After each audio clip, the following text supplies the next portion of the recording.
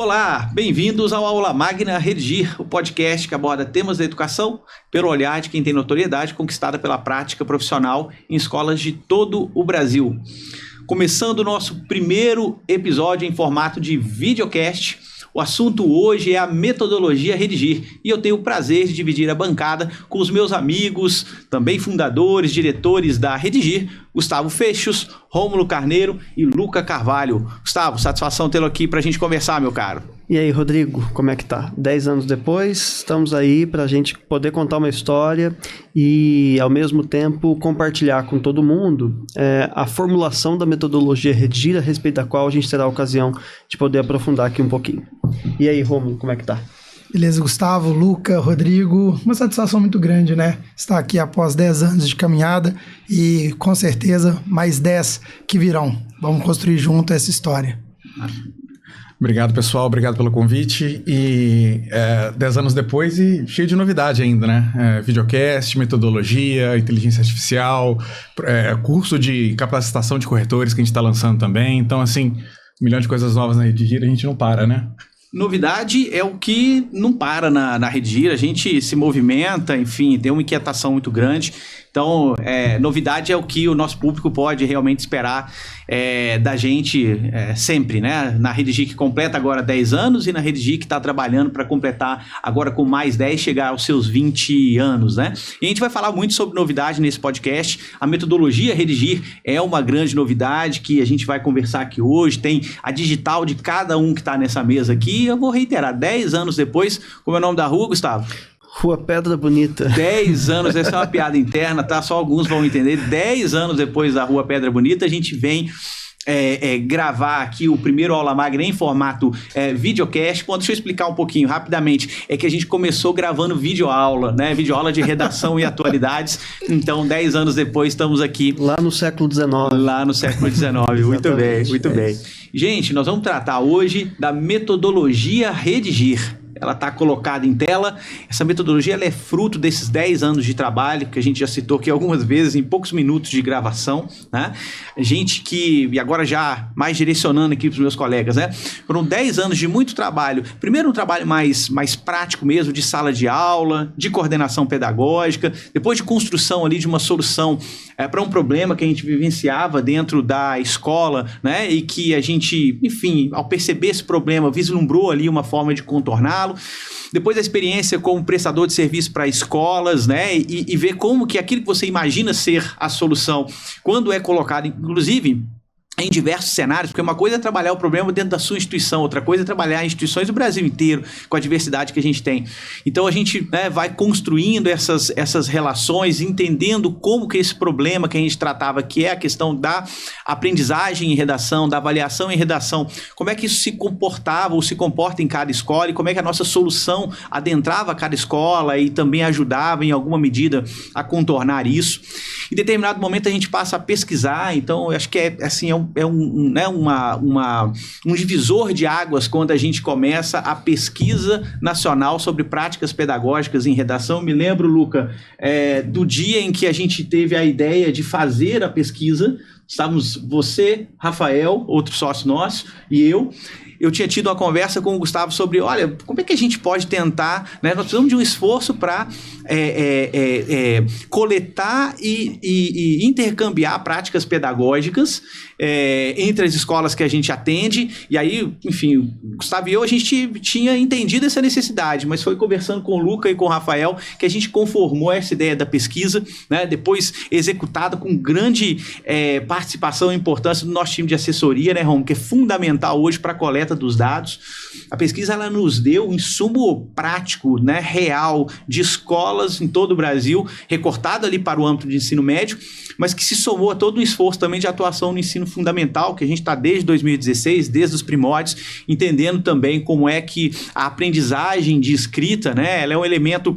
Dias atrás eu gravava um podcast e a entrevistada dizia, olha, eu me sinto muitas vezes impactada das pessoas não compreenderem o que significa fundamental dentro do termo ensino fundamental. Então não dá para pensar que o ensino fundamental é a preparação para o Enem, né? Ou a antecipação do ensino médio e a preparação para o Enem. Ele é uma etapa fundamental na formação do aluno.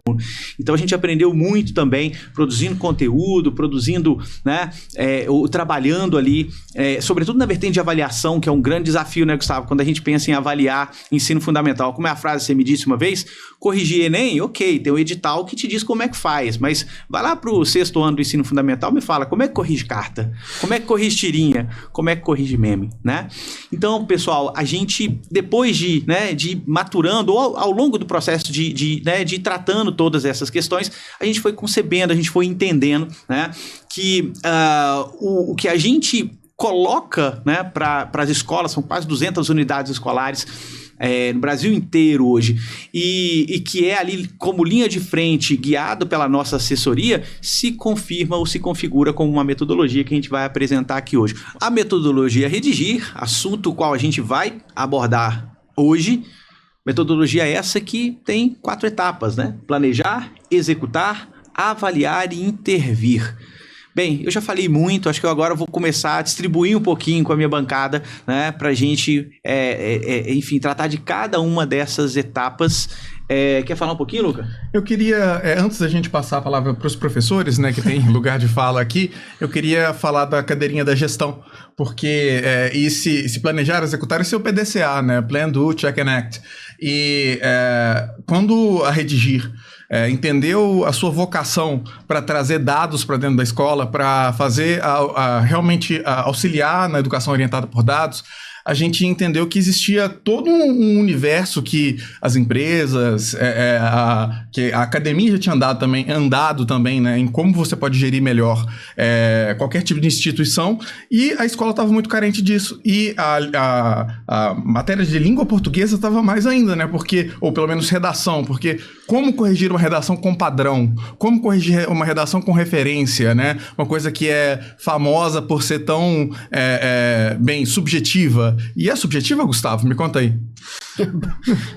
Simplesmente essa pergunta. Simplesmente. A pergunta é subjetiva, Gustavo? Boa pergunta, Luca. E, na real, essa dificuldade ou essa questão se impõe precisamente porque a gente tem como matéria o texto, né? A gente não está lidando com outra disciplina, com outro conteúdo, motivo porque a gente vê muita variação nessa abordagem que o professor faz ao texto, ou que os corretores fazem ao texto. O Rodrigo havia se referido ao fato de que o Enem criou uma jurisprudência um pouquinho mais consolidada, que orienta boa parte das produções do ensino médio, mas vamos lembrar, como você há pouco colocou, Rodrigo, que o ensino fundamental, só para pegar um segmento, ele não serve para preparar o aluno para o exame nacional do ensino médio, né? Motivo pelo qual a gente tem tantas dificuldades em criar também a jurisprudência da correção do texto em território nacional. A gente está falando de uma padronização que tem escala, não é verdade? Que tem uma diversidade muito grande. Então, tudo isso são complexificações em torno das quais a gente aqui no setor pedagógico da plataforma Redigir tem muito cuidado em lidar. Afinal de contas, vocês imaginem como é que a gente entra em reunião com o professor no Brasil inteiro praticamente todo dia, né? Então, assim, eu fico nessa mediação lidando com o professor que está achando que as notas estão altas. Aí eu entro na próxima reunião, poxa, mas as notas estão baixas, né? E são precisamente os mesmos textos, os mesmos corretores que estão atuando no mesmo gênero, entendeu? Então, em face dessas questões que evidentemente são naturais, a gente foi aprendendo a lidar com isso, a gente foi também consolidando uma forma de poder trabalhar com o texto e orientar centenas de corretores que corrigem redações de algumas centenas de milhares de alunos aqui na Redigir, de modo justo, né? Então, assim, evidentemente é uma justiça que lidará com algum tipo de variação, né? Que, né, afinal de contas, estamos sempre tratando de uma matéria que é atravessada por essa subjetividade interpretativa, mas que, não por isso, a gente não tenha critérios específicos e parâmetros claros para corrigir e avaliar. Antes, porém, eu queria falar um pouco a respeito do primeiro verbo aqui desse nosso PDCA, Rodrigo, que é o do planejar, o planejamento. O que a gente observa, e entenda o fato de que a gente fala, evidentemente, de um lugar muito privilegiado, no qual a gente consegue uma interlocução com professores de todo o Brasil. Aliás, centenas de professores em todo o Brasil, para olhar para esta disciplina complexa que é a redação, para o peso dessa disciplina na vida acadêmica de qualquer estudante e tal. Então, nesse nosso momento com os professores, com as escolas, observando esse comportamento, a gente sempre vê uma dificuldade inicial que diz respeito ao próprio planejamento da disciplina. Afinal de contas, você vai fazer quantas aplicações no seu segmento letivo ali, você vai falar de uma avaliação que é bimestral, trimestral, semestral, anual, quantas delas, em quais unidades, elas serão avaliativas, elas serão diagnósticas quando, elas vão ser, enfim, aquelas atividades que só de fazer o aluno já ganhou uma nota ali e tal, são todas elas corrigidas pelos corretores da Redigir, ou em parte corrigidas pelos corretores da própria escola, o professor corrige também esses textos ou não, isso influencia ou não o resultado do estudante. Veja, Rodrigo, só aqui eu consegui nomear uma série de questões em torno das quais necessariamente todas as escolas estão, em fase de elaboração. Não tem ninguém que tenha uma resposta definitiva a esse respeito. E a propósito, nem a gente, mas a gente tem um lugar de observação que nos permitiu construir a metodologia, que é o assunto em torno do qual hoje aqui a gente vai poder conversar um pouquinho mais. Então, o primeiro ponto deste PDCA, da metodologia, é evidentemente entender com as equipes das escolas, com as gestões das coordenações e os professores evidentemente envolvidos nesse processo, quando, em qual momento e que gêneros textuais a gente trabalhará. Porque tem uma questão, Luca, que a gente também já andou conversando muito a esse respeito na Redigir nos últimos anos, que é a novidade do novo ensino médio, da BNCC, né, do novo Enem, o que acontecerá, que transformações perceberemos e como isso impacta sensivelmente a nossa área. E como, aliás, ela vem se transformando numa área cada vez mais central, mesmo em face dessas modificações, não é verdade? Então, me parece um primeiro passo assim, muito importante, a gente ajudar as escolas, muitas delas evidentemente já têm seus processos consolidados, mas a gente também percebe essa abertura e mesmo essa demanda por parte das escolas, que é o seguinte, esses dias, né, Rômulo, a gente estava fazendo uma reunião com um diretor lá do Espírito Santo e ele estava falando, olha, a gente já conseguiu crescer bastante o nosso resultado em redação com vocês. Eu queria saber que práticas vocês recomendariam que nos permitiriam, Luca, crescer ainda mais. É tudo que a gente quer conversar é esse assunto. Porque é o seguinte, tem uma prática, Luca, que ela é muito estudantil, que é assim, é o aluno pegar a redação e ver a nota que ele tem. Não é verdade? Essa é a prática estudante padrão, convenhamos, funciona assim. Tá? Muito embora a gente tenha aí... por ali, né? Para por ali e tal. Muito embora a gente tenha se esforçado no sentido de compartilhar diversos percursos de aprendizagem, recursos pedagógicos para o aprofundamento de cada uma dessas dificuldades. E tem uma outra prática na ponta do professor, da coordenação, que é entender equivocadamente que, enfim, uma vez por mês ele vai lá pegar as notas obtidas e lançar um novo tema. Eu acho que essa é a fórmula de como não usar uma plataforma tão complexa e que possibilita tantos desenvolvimentos se você faz uma gestão pedagógica baseada na evidência dos resultados que a gente pode compartilhar com as escolas a todo o tempo. Então, essa dimensão do planejamento certamente é a primeira. Não tem nada antes do planejamento, né, Rodrigo? Então, reunião de início de ano. O que a gente vai fazer na reunião de início de ano? Rever o coleguinha, que saudade de você, como foram suas férias, e planejamento. A gente precisa falar sobre isso de uma forma mais qualificada, no sentido de entender o arco deste caminho, não que o terceiro ano terá, mas assim, desde o fundamental, anos iniciais, faz de conta que você tem uma escola, Luca, e que tem lá desde o quarto ano do ensino, o menino começou o processo de alfabetização lá, já lê e escreve. Beleza. Será que a gente tem conseguido pensar daí até o fim do ensino básico, esse ciclo, qual que é o plano que essa escola tem para esse estudante em relação às suas habilidades de escrita e leitura? Não é legal pensar isso? É um enorme desafio. Né? E não é trivial, afinal de contas a gente está falando de uma dimensão no limite, Rodrigo, da cidadania, não é verdade? Da pessoa sair da escola apta, Luca, a ler, a escrever, a interpretar o mundo, né? Não devia ser no cursinho, né, o Rômulo, que o menino vai aprender a escrever, pelo amor de Deus. É claro que, a gente deu aula tantos anos nesse lugar e tem um apreço particular ao mundo dos pré-vestibulares. Joia, bacana, muito legal. Isso faz um serviço de impacto público na vida de tantos estudantes. Mas é verdade, por outro lado, que as escolas também precisam ter um planejamento de longo prazo. Né? Isso é um aspecto que me parece muito importante. Gustavo, é interessante isso que você está falando, e quando você relembrou a conversa que tivemos com o diretor de Espírito Santo, me lembrei também quando a gente esteve com diretores em Belo Horizonte, né, de uma rede grande, e foi muito interessante naquela ocasião, quando a gente falava exatamente sobre essa lógica de um planejamento que respeite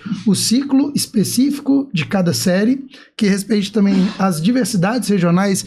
Brasil, um país continental, né? Então é muito importante que nessa etapa de planejamento e a redigir com a sua metodologia não pressupõe uma imposição que tem que ser uma caixinha fechada e que todas as escolas vão fazer iguais, não. É um diálogo construído a partir dessas especificidades, tanto regionais quanto de cada série, como você bem falou, desde lá do 4º ano até o ensino médio. As complexidades que a BNCC traz, né? Em função de todos os gêneros textuais que ela acrescenta ali no ensino fundamental. A gente está conversando bastante esse ano, né, Luca e Rodrigo, sobre a questão dos gêneros digitais, né, qual que é a importância dessa era digital, principalmente no ensino fundamental. Então, dialogar isso com a escola é muito importante. E claro que quando a gente recortou ali no ensino médio a questão do Enem, será que é importante lá no 3º ano trabalhar só Enem? Então, essa relação da metodologia, eu acho que ela tem uma validade muito importante de ser esse momento de conversar com o professor, conversar com a equipe pedagógica sobre essa construção conjunta, claro que baseado em toda essa história que nós temos, né? E a etapa final do planejamento, que eu acho a mais importante, que muitas vezes as escolas negligenciam, é a relação da publicização desse calendário para os estudantes. Aquilo que nós combinamos entre nós não pode ficar apenas nessa sala. Isso tem que estar disponível para que o estudante ele tenha ali o seu treinamento.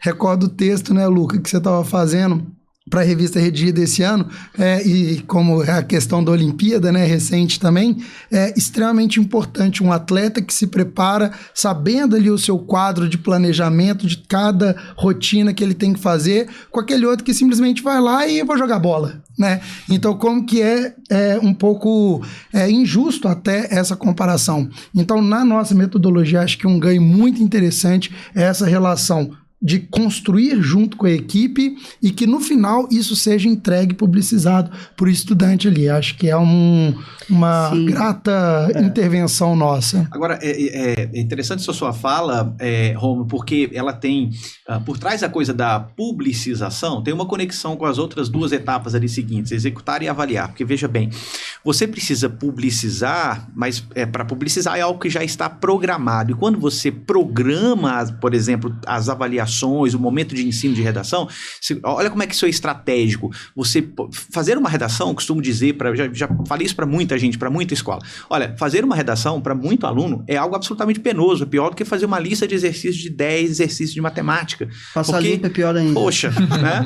O aluno ele faz, né? Eu me lembro da minha época de escola, tudo bem, lá na matemática, da lista de 10, 6 eu dou conta de fazer, os outros 2 eu pergunto a alguém, os outros 2 eu copio durante a aula e tá resolvido. Assim, né? Mais ou menos. Há muitos anos atrás. Eu vejo, mas reparem que eu enquanto aluno, vejo meios de realizar aquela atividade, por mais difícil que ela seja para mim. Agora, uma redação, para muito estudante, é algo que, olha, eu preciso ter uma tarde, eu preciso ter um tempo para pesquisar e muito tempo para escrever. Claro, Luca, eu sei que ele pode usar o chat GPT, eu vi o seu rosto.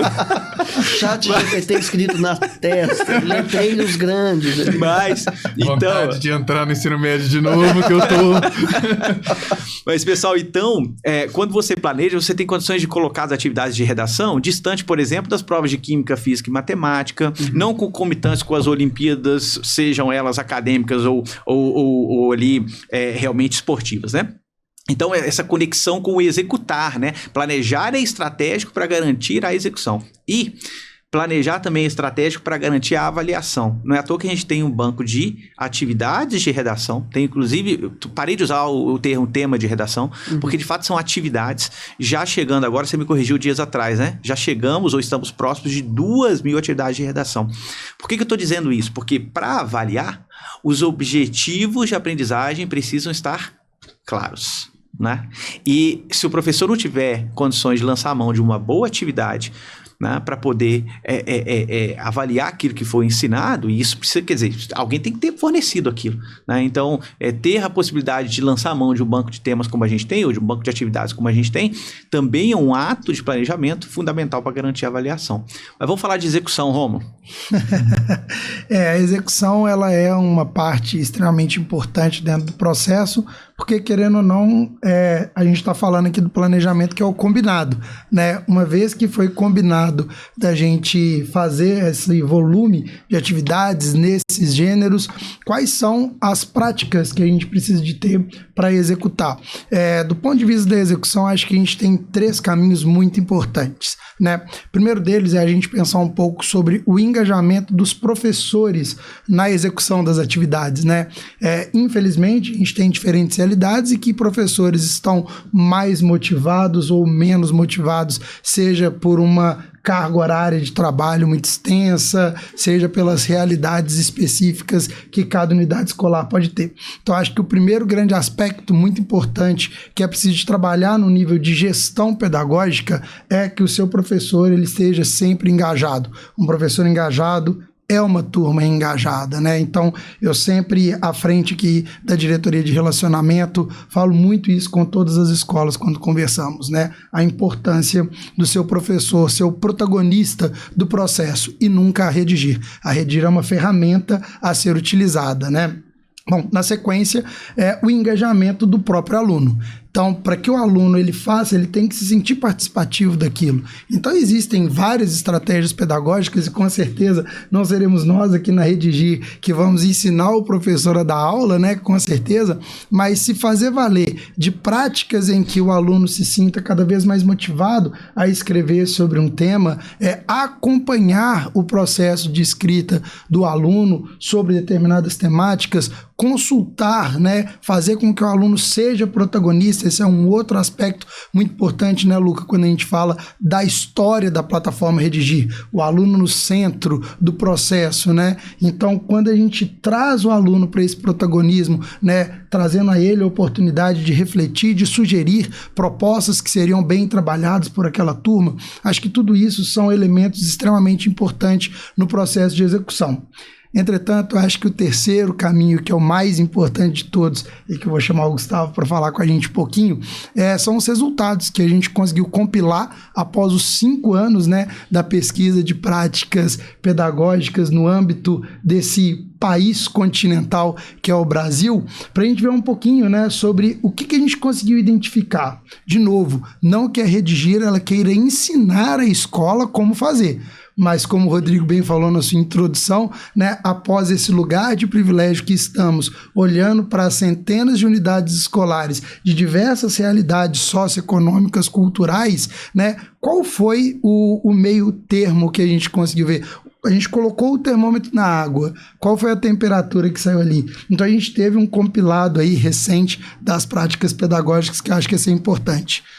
Antes de você passar a palavra para o Gustavo, eu queria colocar mais um açúcar aí nessa pergunta, porque a gente está caminhando aqui pelo PDCA e o Rômulo disse muito bem, redigir uma ferramenta, né? Então é uma ferramenta de algo que o professor, que vai facilitar o que o professor tinha que fazer naturalmente. Óbvio, nós não estamos dizendo aqui que só faz PDCA quem tem redigir, só consegue planejar quem tem redigir.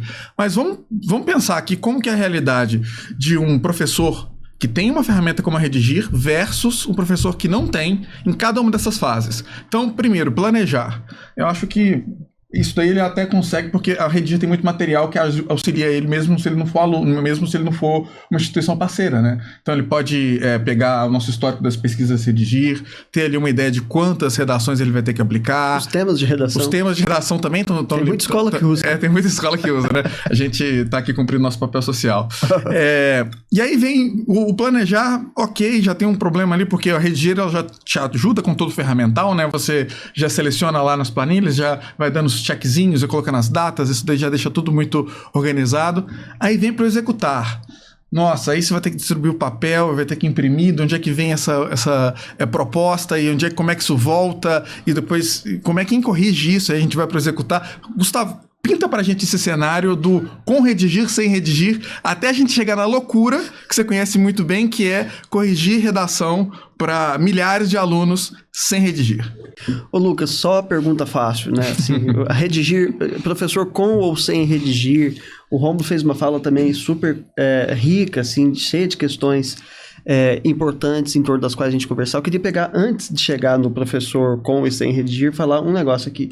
Rômulo, você estava dizendo respeito à ideia de que alunos engajados decorrem de um professor engajado, né? Isso aqui a gente percebe cristalinamente na nossa prática, né? Então isso é muito importante. Mas tem um outro ponto, que é o seguinte: professores engajados decorrem de uma equipe de coordenação e de direção engajada, né? A gente não pode ter quebra nesse processo. Então, assim, o aluno só performa legal e a gente consegue fazer um trabalho de longo prazo com a escola se todo mundo entender a ferramenta na mão da escola, do professor e do aluno, que a Redigir e que a metodologia agora que a gente conforma são, de fato. Acho que é uma questão importante.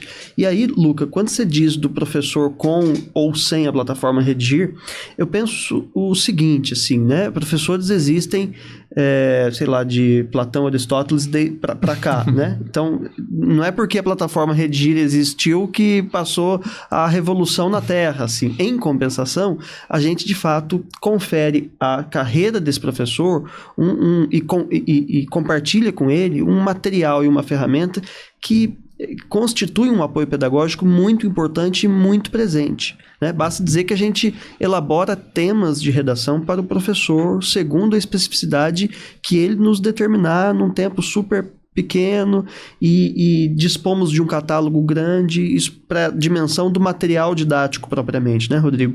Existe uma outra dimensão que é essa processual, né? A gente é da época em que acontecia, inclusive, esse extravio do envelope das redações, Rodrigo, não é verdade? As famosas... Onde foi parar a pasta, entendeu? Com as redações da terceira série que são encaminhadas ao corretor via pombo correio, sabe uma coisa assim? Motorista. Ficou no porta-mala do motorista tal, de uma unidade para outra, enfim. Tem umas coisas que são um pouco medievais no nosso relato e que certamente quem operacionaliza a Redigir, quem incorpora essa ferramenta para sua prática escolar, percebe evidentemente apoios que vão da secretaria ao estudante, passando pelo professor, chegando à mesa do diretor, que terá a oportunidade de olhar para suas unidades escolares e ver o que está acontecendo em cada uma delas a partir de uma diversificação muito rica dos resultados que cada turma, aluno ou unidade obteve, né? Então, para a gente falar agora desta dimensão do segundo verbo do PDCA, que é o executar, vale a pena a gente recobrar aqui um aspecto que justamente diz respeito à pesquisa nacional sobre práticas pedagógicas em redação. Queria 1 minuto da paciência de todos para a gente poder falar um pouquinho a esse respeito. Na nossa área, para quem eventualmente não percebeu, Rodrigo, eu sou professor de língua portuguesa e redação. A gente, se consultarmos 20 professores a respeito de suas práticas, de suas metodologias, de como é que você faz e tal, nós teremos 22 ou 23 variações dentro desse grupo, não é verdade? O que eu quero dizer com isso é que cada um defenderá para si a posse de seu método, né, a eficácia dele, e é uma diversidade muito grande. E quando a gente, deste lugar de observação de centenas de professores em todo o país, observa essa variedade, evidentemente a gente tinha que cumprir com esse papel que estava reservado pelo destino para nós, não é não? Que é colocar o termômetro na água, né, usando sua metáfora mais uma vez, Rômulo, e descobrir que práticas ensejam os melhores resultados num conjunto que é evidentemente complexo. Então eu quero nomear aqui, Rodrigo, alguns resultados compilados, que são resultados dos últimos anos e que não dizem respeito à sua escola, Rodrigo, caso você seja dono de uma, entendeu? Estou aqui contando qual é o MMC, assim, né? O que a gente encontrou na média, observando o resultado acadêmico versus prática pedagógica declarada pelos professores em 5 anos de pesquisa consecutiva. A gente, inclusive, atravessou a pandemia fazendo pesquisa. Todos os anos, a gente tem variações, digamos assim, anuais nessas questões. A gente tem um volume de algumas centenas de milhares de textos dentro do escopo dessa pesquisa no acumulado, mas existe um conjunto de questões que se manteve ao longo de todos esses anos. E eu estou bastante certo, Rodrigo, que qualquer pessoa que nos ouça, evidentemente dentro da nossa área aí de linguagens, redação, da perspectiva do professor e mesmo da coordenação, essas questões interessam muito. Então, entendendo a enorme variedade e a especificidade das escolas, a gente, apesar dessas variedades, tem algo a compartilhar. E caberá, evidentemente, a cada escola ver o que faz sentido, né, na comparação daquilo que a gente tem para compartilhar em relação à sua própria prática. Então, entendamos o fato, Rômulo, de que a metodologia Redigir, como você bem colocou, ela jamais virá de cima para baixo e ela será constituída na escola em interação com aquela realidade. Eu acho isso muito importante porque a gente não quer que nenhuma outra interpretação, senão esta, se faça quando da apreciação dessa nossa proposta. É que as migalhas de pão, elas vão caindo ao longo do bosque, né, ao longo dos anos, e se não vier alguém para guardar aquela migalha, bem, ela vai ser comida pela natureza, pelos passarinhos que estão passando por ali. E a gente tá passando por esse bosque todo dia, né? A gente vê um tanto de gente passando por esse bosque, a gente tem mapa, GPS, olho de cima. Então, o que a gente está dizendo não é esse é o único caminho. Você pode ter o seu caminho. O que a gente está dizendo é esse caminho funciona. Sim, legal. Eu adorei a metáfora, a propósito. Achei assim, de uma sensibilidade encantadora. Mas voltemos então para a gente olhar para o seguinte. Primeiro ponto é carga horária. Vamos lá. Que escola, Rodrigo? Você já dirigiu escola e tal. Me conta. Fala a verdade, se a gente não pensa sempre nessa dimensão do... Será que esta quantidade de aulas para esta disciplina está calibrado? Poxa, essa não é uma pergunta sobre redação, essa é uma pergunta sobre todas as disciplinas, né? Mas agora a gente tem uma evidência a respeito de redação. É a evidência segundo a qual 2 horas semanais para redação no recorte do ensino médio, escolas privadas no Brasil, este é o resultado mais otimizado que a gente observou. Então, a gente observou variações para cima, variações para baixo. Lembrando, Rômulo, que a gente está falando aqui de aulas que não são de literatura, nem de língua portuguesa, nem de reforço à tarde, nem de monitoria de não sei das quantas. A gente está falando de aula de redação, esta disciplina. A carga horária que melhor representa, né, os melhores resultados compilados nesses anos de pesquisa foi precisamente esta, 2 horas aula semanais de redação. Distribuição de professores, Rômulo, um outro ponto super comum, que é o seguinte... Como na nossa área de linguagens, Rodrigo, frequentemente o professor de literatura também dá aula de redação, e o de redação também dá de português, e o de português também dá de ensino religioso, sabe como é que o negócio funciona? Frequentemente as escolas combinam disciplinas sobre um mesmo professor. E aí a resposta é, o que será que se conforma como o melhor resultado, né? E certamente um professor especificamente destinado à disciplina de redação, isolado das disciplinas de língua portuguesa e literatura, é a melhor conformação. A gente tem evidência estatística para cada um desses resultados. Depois fica o convite, evidentemente, a todos que nos assistem aqui, para que baixem a revista Redigir, onde há o compilado dessas informações. A gente vai poder falar um pouco mais sobre isso. Deixa eu fazer um jabá bem rapidinho aqui, Gustavo. Todas essas, né, enfim, esses insights que estão sendo colocados aqui são voltados para o ensino médio, mas a gente também está atrás desses insights para o ensino fundamental, uma complexidade maior de se coletar essas informações, de tratar e gerar insights. Porém, o episódio anterior a este aqui, do Aula Magna Redigir, que foi com a professora Ana Maria Loureiro, que é assessora de educação básica da Rede Jesuíta de Educação, é um episódio especificamente sobre ensino fundamental, e uma das perguntas que eu faço a ela é exatamente essa. Olha, a gente tem práticas pedagógicas para ensino médio. O que não pode faltar, ou melhor dizendo, a pergunta foi até assim, o que a gente deve, o que a gente não deve fazer para o ensino fundamental? Então, quem tiver essa curiosidade, pode ir no nosso episódio do Aula Magna Redigir com a Ana Loureiro, que vai ter essa resposta. Legal, aí você vai lá, curte, comenta, compartilha, etc. Muito bem. Então, outra questão importante, Luca, periodicidade. Ô, Rodrigo, você foi... Essa é uma questão, na verdade. Com qual frequência os alunos devem ou não escrever redação?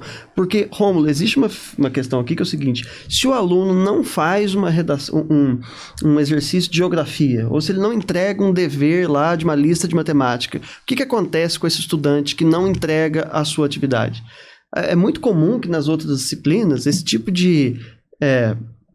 consequência, exatamente, esse tipo de consequência exista muito mais contundentemente do que em redação. É muito comum essa cultura do desengajamento sobre o texto, talvez motivado pelas questões que você trouxe há pouco para nós aqui também, né, Rodrigo, que envolve a complexidade da fatura do texto, assim por diante. Mas, de todo modo, medimos isso também. E a periodicidade ideal é a de uma redação como atividade obrigatória por semana, não é uma a cada 15 dias, não é uma a cada mês, né? Então a gente foi medindo que periodicidades representam, ensejam os melhores resultados.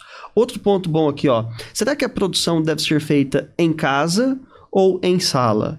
É uma boa pergunta, né? E isso considerando complexidades muito específicas, que nem toda escola tem 2 horas aula, né, na sua grade oficial para poder disponibilizar um tempo para que os meninos escrevam em sala.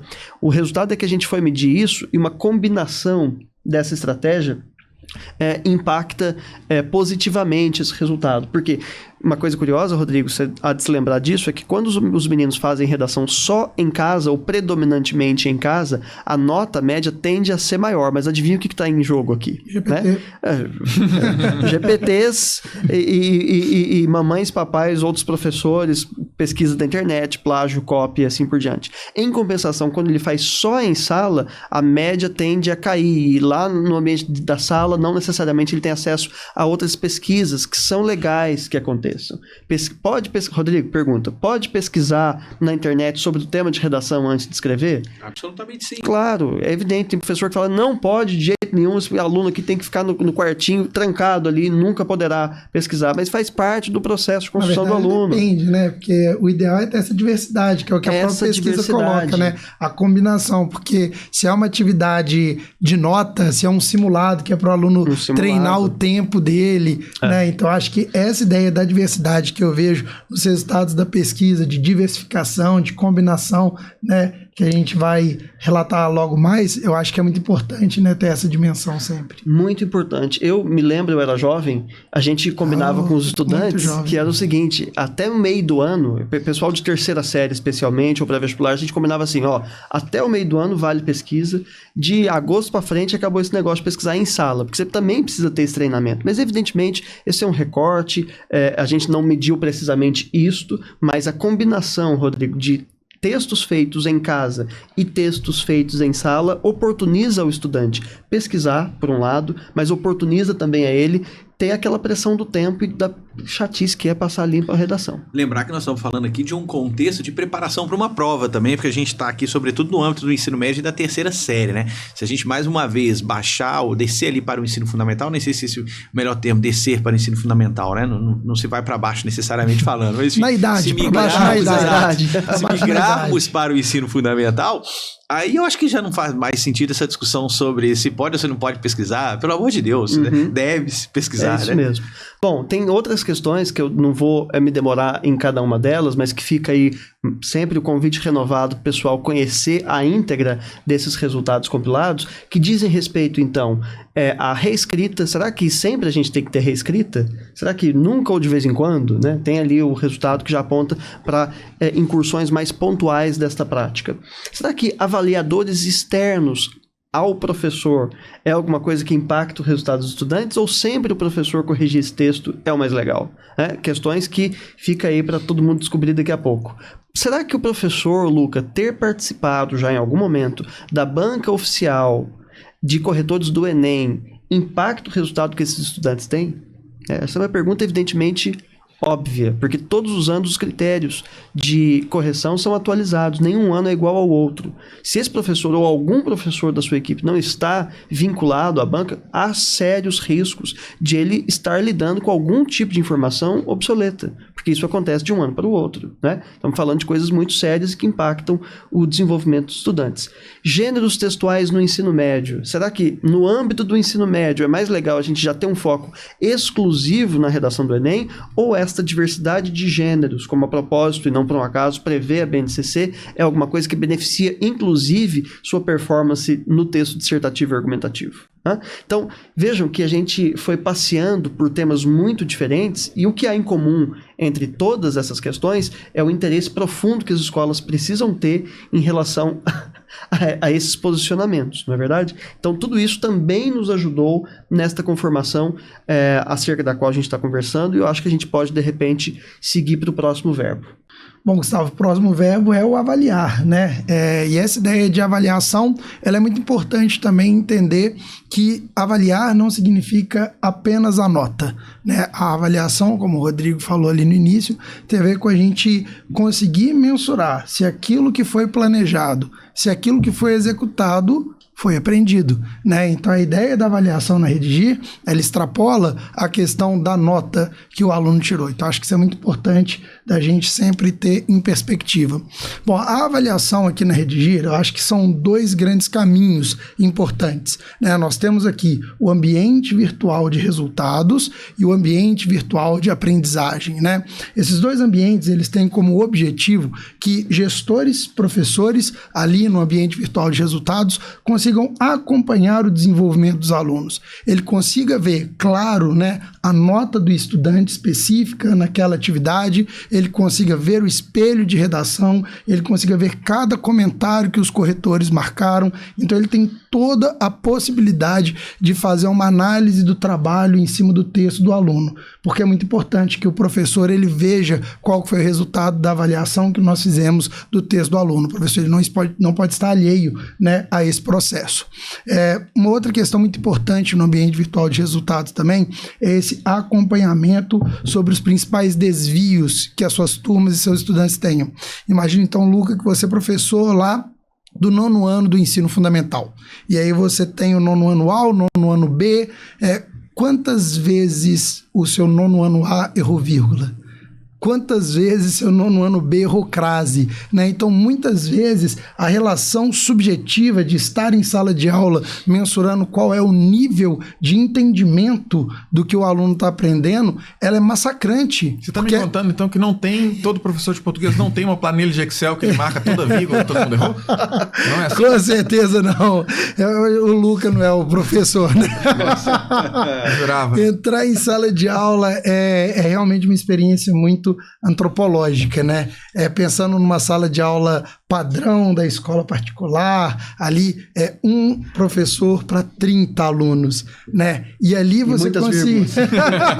30 alunos e muitas vírgulas. Alunos colocando vírgula. Então, para ali você conseguir identificar qual é o grau de dificuldade de cada turma, é muito complexo.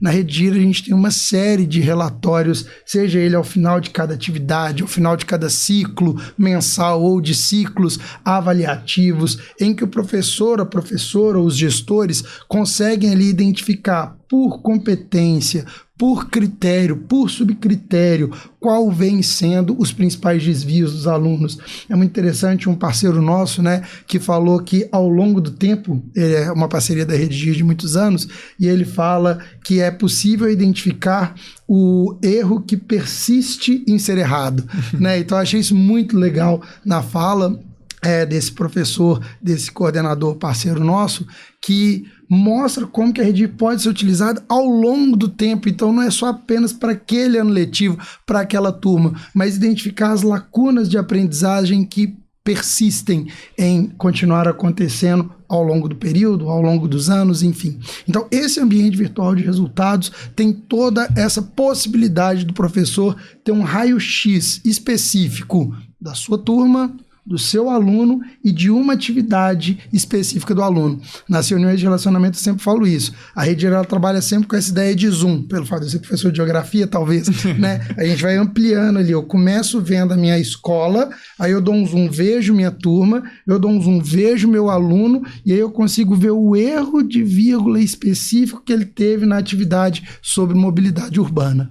Isso é muito legal, porque isso a gente consegue, de fato, entender a avaliação como mensuração de aprendizado. Quando a gente fala, Rômulo, que o aluno não deve só ver a nota que ele tirou, é nessa dimensão que a gente está também dizendo que ao professor não lhe compete, pelo menos idealmente não lhe competiria, ver só o resultado final do aluno e mandar lá o próximo tema de redação para eles fazerem, porque veja quanto insumo a gente tem aqui para intervir.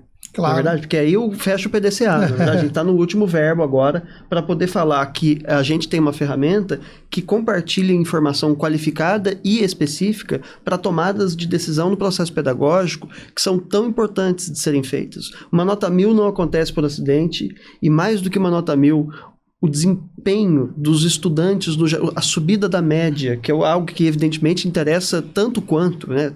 Dá até mais. Até mais. Quer dizer, como é que você faz com que um grupo de alunos, ao longo de um período, né, melhore em relação aos seus indicadores, sem que você esteja medindo de olho nesses indicadores e que a gente proporciona essa leitura desses dados de forma muito amigável, fácil de poder né, perceber esses resultados que a gente quer acompanhar. Então, acho que a gente tem oportunidade de falar sobre o último ponto desse PDCA, que é a capacidade que as escolas e os professores têm de intervirem neste processo. Legal, acho que essa questão da intervenção, Gustavo, ela é importante a partir do ambiente virtual de resultados, com certeza, porque ali o professor, mais uma vez fazendo uma analogia à geografia, né, que a gente tem o GPS para recalcular a rota, né, uma vez que você planeja, eu quero sair do ponto A para o B, esse é o caminho, né, mas se no meio do caminho eu vejo que tem ali um acidente, recalcula a rota e você consegue chegar. Então, ao observar a partir das ferramentas de análise da plataforma determinados indicadores, o ideal de fato é que o professor faça essa intervenção. Mas é muito interessante pegar o aspecto do ambiente virtual de aprendizagem, porque o aluno, do mesmo jeito que o professor tem esse raio-x, o aluno também tem o seu. Então eu volto à minha fala lá no início de que a Redigir traz o aluno para o centro do processo, o protagonismo ali no estudante, porque no ambiente virtual de aprendizado do aluno, ele tem esses mesmos relatórios dele e ele consegue hierarquizar quais são aqueles que fazem mais sentido ele estudar, que ele tenha mais recorrência, e além do professor poder fazer o processo de intervenção, o próprio aluno faz a intervenção do processo. Então, através do nosso percurso de aprendizagem, o aluno ele consegue estudar a partir de videoaulas, listas de exercícios, gramáticas, podcasts. Então a gente vem desenvolvendo cada vez mais um arsenal de aprendizado para o estudante a partir dos seus desvios. Então, se o Luca está tendo muita dificuldade em vírgula, estude vírgula. Se o Rômulo está tendo muita dificuldade em crase, estude crase. Então, o aluno ele é convidado dentro desse processo da intervenção. Mas fala aí um pouquinho. Rômulo, eu quero, nesse momento, trazer uma dimensão que eu vou, na verdade, jogar para você, Luca. Que é o seguinte, o professor, o coordenador, o diretor de escola, que já é a pessoa, aquele que estiver nos assistindo, que já for uma pessoa mais experimentada de escola, nesse momento ele pode estar pensando assim, ok, tem isso tudo, eu quero ver usar. Né? Porque não é porque existe percurso de aprendizagem que o aluno navega por lá. Não é porque existe um sistema de relatórios eficiente que o professor o utiliza como mapa para intervenção pedagógica e você quer que o professor faça a intervenção pedagógica. Bom, a gente não tem a possibilidade de entrar lá dentro da escola, né, e dizer, olha, aluno, você tem que fazer... Vontade tem. Ainda não, eu digo. Vontade tem. Dizem que a IA está aí para revolucionar o mundo em todas as áreas. Quem sabe ela não se permite fazer isso, né? Entrar lá na escola e fazer alguma coisa. Piada, brincadeira aqui. Mas...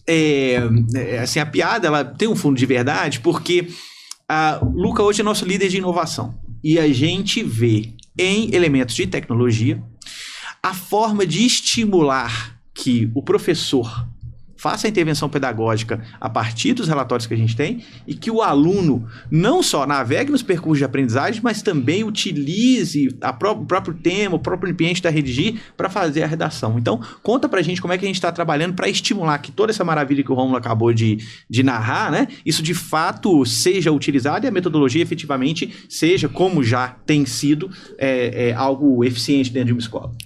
Ô, Rodrigo, inovação termina sendo cultura na empresa, né? Então, eu entendo que a gente não está fazendo nada diferente do que fez com que a Redigir nascesse.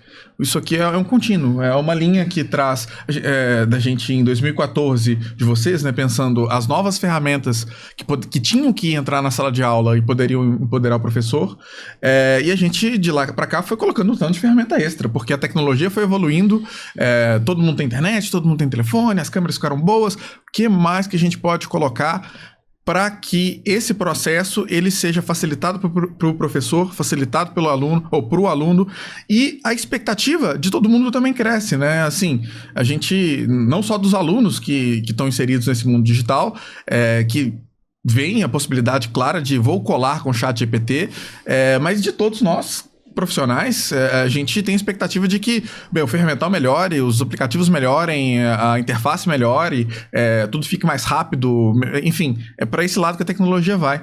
E a sua provocação com o ChatGPT, a ChatGPT é uma ferramenta, né, gente? A tecnologia ela é muito mais fundamental do que isso, ela é um motor de lógica. E nós que trabalhamos com educação, que trabalhamos com língua portuguesa, com linguagens, a gente se deparou com um grande modelo de linguagem em meio às nossas pesquisas com inteligência artificial, buscando ferramental para ajudar os nossos corretores.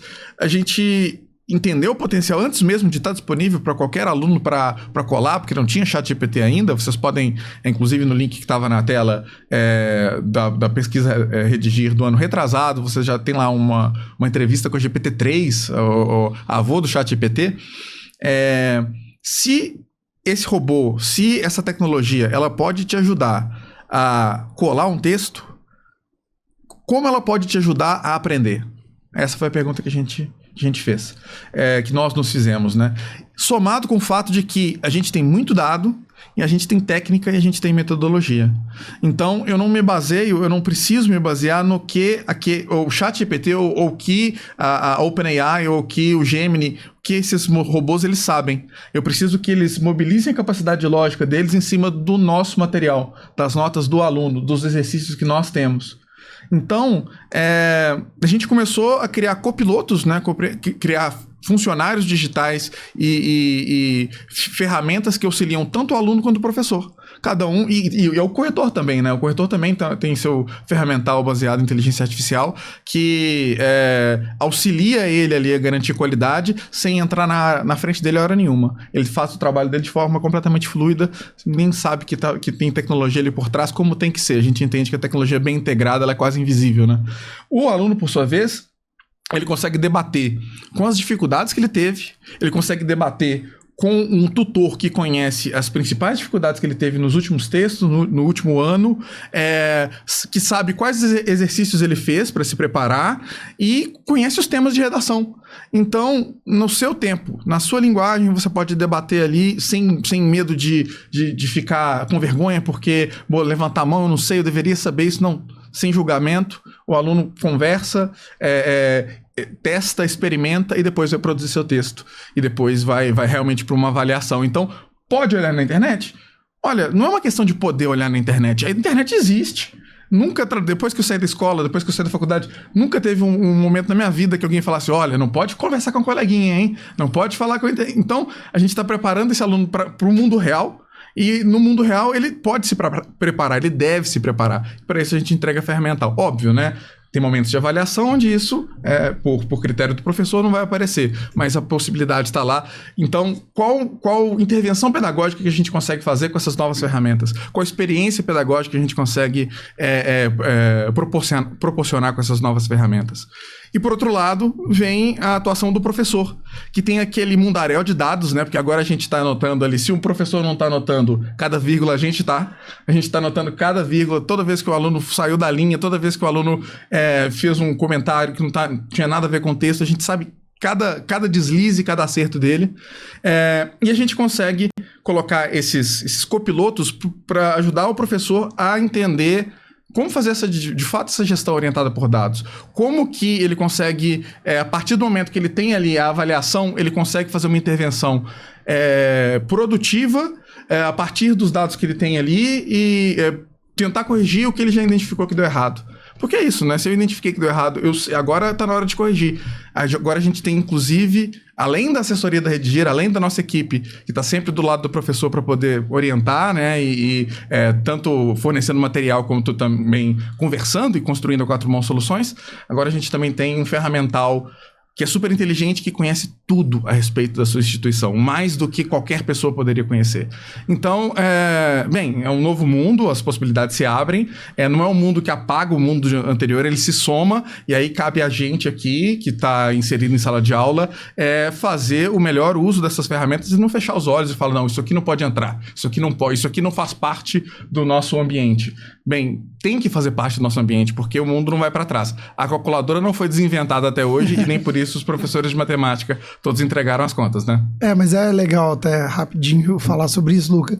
A ideia do tutor para o aluno, que acaba um pouco aquele massacre do 30 contra 1, que eu falei, agora eu trago essa dimensão para o 1 a 1, né? Um tutor baseado em inteligência artificial, em linguagem natural, que vai dialogar com o aluno sobre aquelas especificidades e, como você bem falou, lá no ambiente virtual de resultados para o professor, que às vezes tem um monte de trabalho para fazer. E aí eu queria fechar aqui minha fala trazendo um pouco da sua pergunta para o Gustavo, né? Qual que é a diferença de trabalhar professor com a Redigir ou sem a Redigir? Então, o professor com a Redigir, ele vai ter muito mais tempo para dedicar àquilo que é importante, o aprendizado do aluno. Como? Uma vez que as tarefas pedagógicas deles podem ser feitas com muito menos tempo, porque toda essa tecnologia está à disposição dele. E agora, com um tutor, que ele pode dialogar em linguagem natural, e diga-se de passagem, são professores de linguagens, né? Através de linguagem natural, o professor conseguir traduzir aquele mundaréu de dados em soluções pedagógicas, me parece legal. Pessoal, essa última etapa, esse verbo intervir, ele enseja um outro, que é o colaborar. E é interessante porque a invenção, né, dos assistentes por IA, ela vai nos permitir colaborar com os assistentes, com outras pessoas e eventualmente até assistente. Ou seja, trata-se de transformar uma tarefa, intervir, que hoje é altamente solitária. O professor precisa pensar o que ele vai fazer, o aluno precisa pensar o que ele vai fazer, porque o dado da avaliação no modelo tradicional está na mão de 2 pessoas apenas, de quem corrigiu, o professor, e de quem recebeu a correção, o aluno. O que a gente faz por meio de uma plataforma como essa é possibilitar a colaboração, porque aquele dado ele torna-se público, ele vai para todos os agentes importantes daquela escola, e ele também vai ser acessado por agentes de inteligência artificial, com os quais todos esses elementos também poderão dialogar. Então, a gente, de alguma maneira, está criando um ambiente colaborativo para que o professor não precise tratar o mundaréu de dados sozinho. Ele pode tratar com o agente de IA e ele pode tratar também com todo o restante ali da equipe dele que tem acesso em tempo real a esses dados para facilitar a intervenção pedagógica, mas sobretudo para torná-la mais assertiva, né? Porque nós estamos aí para facilitar a vida do professor, ok, mas nós estamos também, sobretudo, para transformar a escola em um local mais assertivo na sua tarefa principal de ensinar os alunos, não é mesmo? É isso. Pessoal, acho que a gente está chegando ao final, esse papo foi, assim, demais, gostei muito, a gente vai fazer vários outros, né? Queria agradecer a presença de todo mundo, agradecer a presença do nosso público também e, enfim, né, dizer que 2025 nos aguarde, a metodologia Redigir chegou.